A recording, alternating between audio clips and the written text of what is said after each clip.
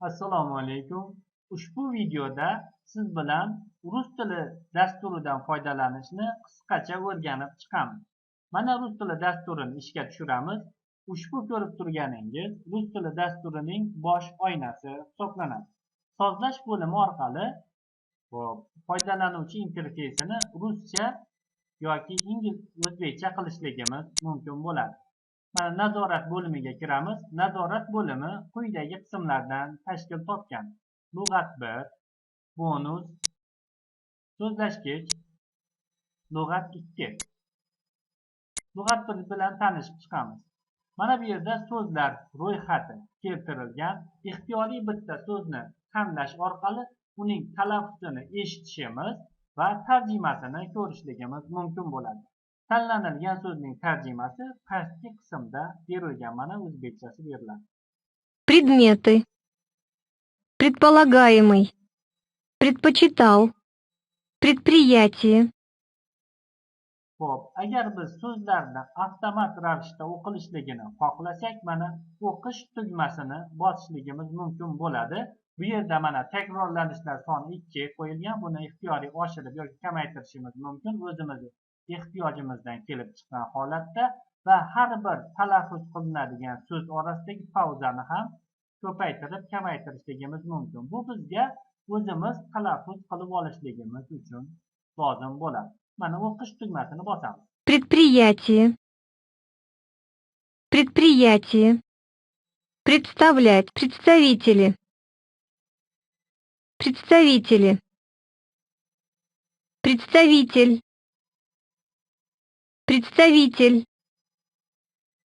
Предупреждение. Предупреждение. Xo'p, bu yerda mana jami so'zlar soni berilgan. Birinchi lug'atimizda 2260 ta so'z bor ekan. Biz yod olgan so'zlarimizni o'chirib tashlashligimiz mumkin bo'ladi. O'chirilgan so'zlar mana o'chirilgan so'zlar degan bo'limga tushadi. Ixtiyoriy paytda esimizdan chiqargan so'zimizni tiklash tugmasi orqali yana asosiy lug'atga qo'shib qo'yishimiz mumkin. Va bu tiklashni bosish orqali esa barchasini tiklashligimiz mumkin bo'ladi.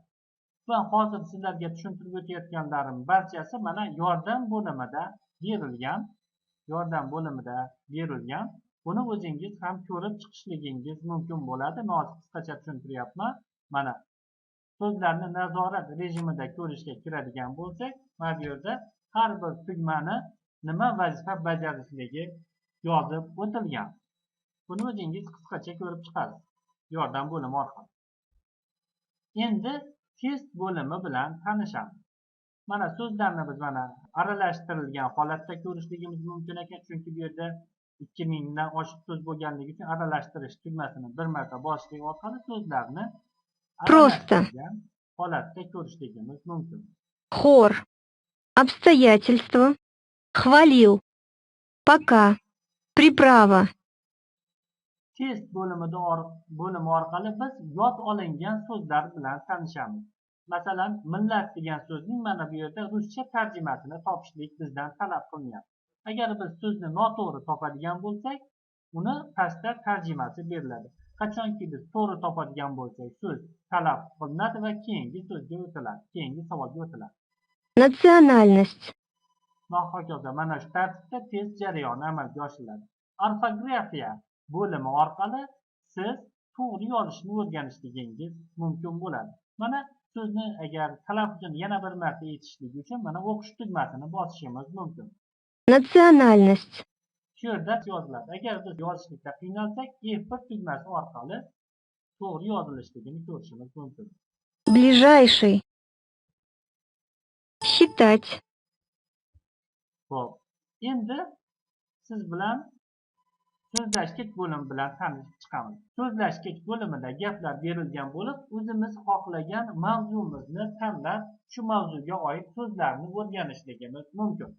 Mana bu yerdan suhbatni boshlash, suhbat, shaharda va hokazo berilgan. Mana shaharlarni tanlaydigan bo'lsak, mana ikkinchi bir menyumizda o'sha shaharda mavzusiga oid bo'lgan boshqa mavzuchalar berilgan. Yo'l so'rash, menyu, restoranda kitob do'koni, matbuot, pochta, shifokor huzurida va hokazo. Я болен. У меня болит голова. У меня болит ухо. У меня высокая температура. У меня расстройство желудка. Va hokazo. Shu tartibda mana bo'sh vaqt, ish, ixtiyoriy mavzuni tanlashligimiz mumkin. Mana bo'sh vaqtda mana musiqa, sport, televizor, kino va hokazoni tanlashimiz mumkin. Кто ваш любимый режиссер? Кто популярен у вас в стране? Пойдемте в кино. Va hokazo. Shu tartibda siz gaplar bilan tanishib chiqishligingiz mumkin bo'ladi.